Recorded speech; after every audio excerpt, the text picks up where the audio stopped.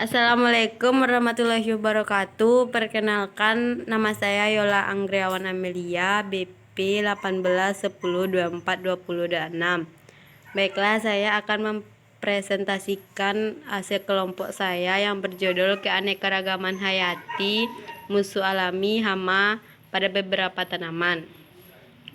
Hama adalah organisme yang menginfeksi tanaman dan merusaknya sehingga mengakibatkan penurunan hasil pertanian, perkebunan maupun sayur-sayuran. Infeksi hama dan penyakit secara meluas dapat menimbulkan kerugian yang besar. Oleh karena itu, diperlukan adanya upaya pemberantasan hama. Salah satu pengendalian hama yang sering digunakan yaitu pestisida, maupun dampak negatif penggunaan pestisida yang merugikan kesehatan masyarakat dan lingkungan hidup semakin menonjol. Munculnya resistensi, resurgensi, dan peledakan hama sekunder dapat mengurangi keuntungan ekonomi pestisida.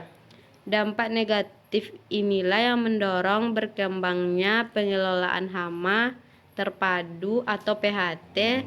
Salah satunya pengendalian hayati pada dasarnya adalah pengendalian serangga hama dengan cara biologi, yaitu dengan memanfaatkan musuh-musuh alaminya atau agen pengendalian biologi seperti predator, parasit, dan patogen.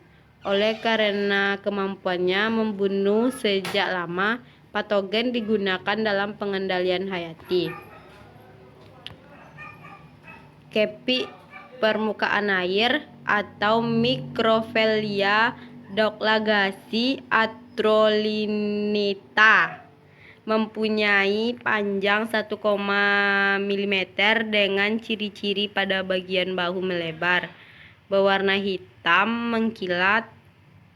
Tungkai-tungkainya terletak pada jarak yang sama di sepanjang tubuhnya dengan alat mulut tipe mengisap. Umur kepi ini sekitar 45 hari dan setiap ekor betina dapat menghasilkan telur 100 butir. Kepi merupakan suatu air kecil yang pendek namun lebar, sehingga serangga ini berwarna hitam dengan sedikit daerah berwarna abu-abu kecil. Jenis mangsa predator ini adalah wereng coklat, wereng hijau, wereng punggung putih, larva penggerek batang padi yang baru menetas. Mereka menyuntikkan larutan beracun untuk melumpuhkan mangsanya. Seekor kepi dapat memakan 4-7 wereng setiap harinya. Kepi ini hidupnya bergerombol di permukaan air dan sangat aktif menyerang hama atau serangga yang jatuh di permukaan air dan tertarik oleh sinar. Kembang koksi merupakan predator yang bersifat polifag, yang berarti memangsa berbagai jenis binatang yang berbeda. Serangga ini memakan kutu daun dan kutu tempurung. Imago kumbang meletakkan telur di tengah-tengah koloni hama tersebut. Ketika telur menetas, larva instar pertama dapat dengan mudah mendapat mangsa. Fase instar dan imago aktif mencari makan.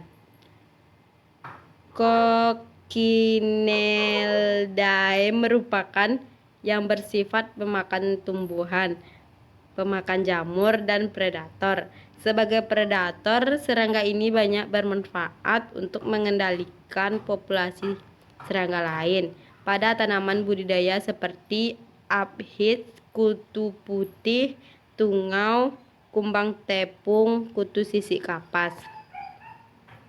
Laba-laba merupakan salah satu musuh alami hama atau predator, terutama terhadap serangga, sehingga dapat berperan dalam mengontrol populasi serangga. Laba-laba adalah predator polifag sehingga berpotensi untuk mengendalikan berbagai spesies serangga hama. Belalang sembah adalah predator dan pemakan daging. Sebagian besar tercatat berbagai sebagai kanibal yang akan memangsa jenisnya sendiri. Belalang sembah terkenal sebagai predator yang rakus. Ini membuat belalang sembah sebagai musuh alami yang sangat efektif dan menguntungkan. Dalam ekosistem pertanian, kumbang tomcat berperan sebagai predator generalis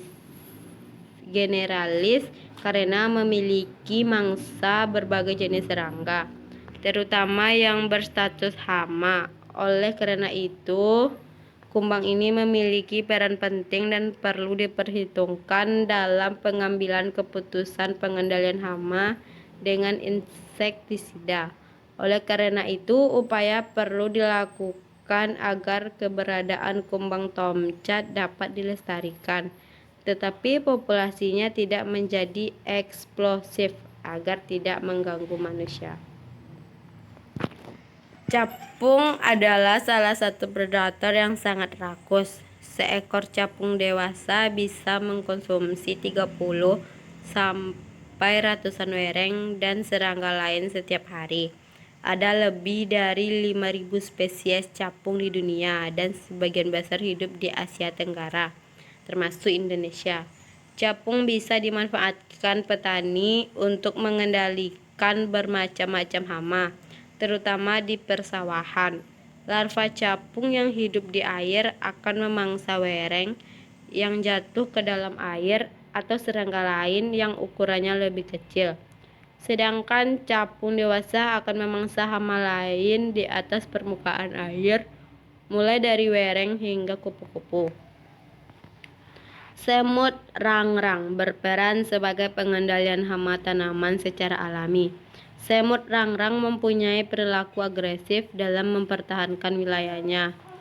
Di samping kompak, pemberani, lincah, dan juga kuat, dengan itu semua semut rangrang tidak pernah gentar, bahkan sanggup melumpuhkan musuh-musuhnya meski berukuran hingga 100 kali lipat dari tubuhnya.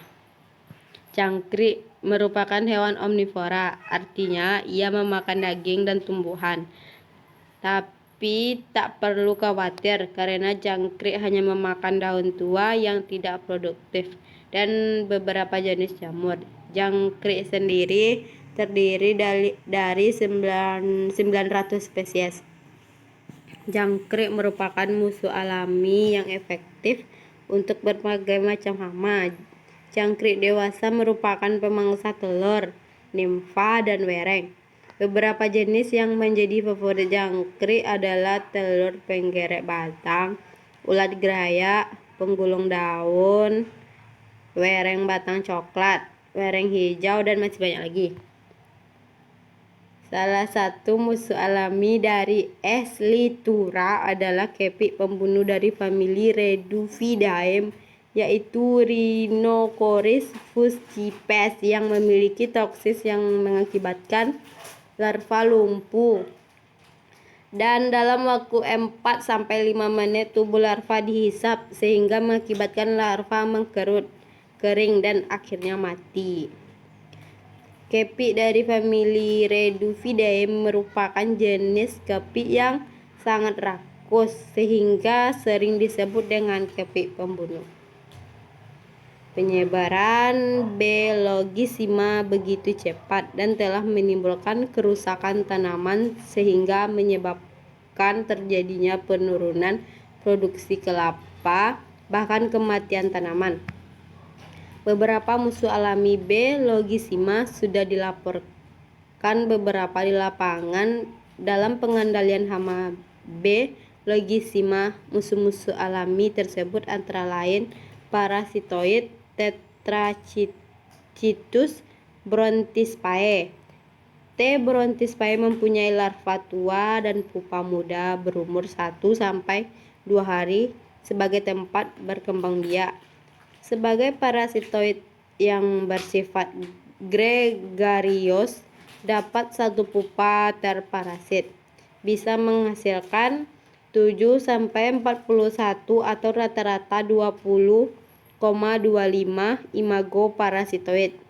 Siklus hidup T. Brontis Pae dalam pupa B. Logisma rata-rata selama 17,43 hari.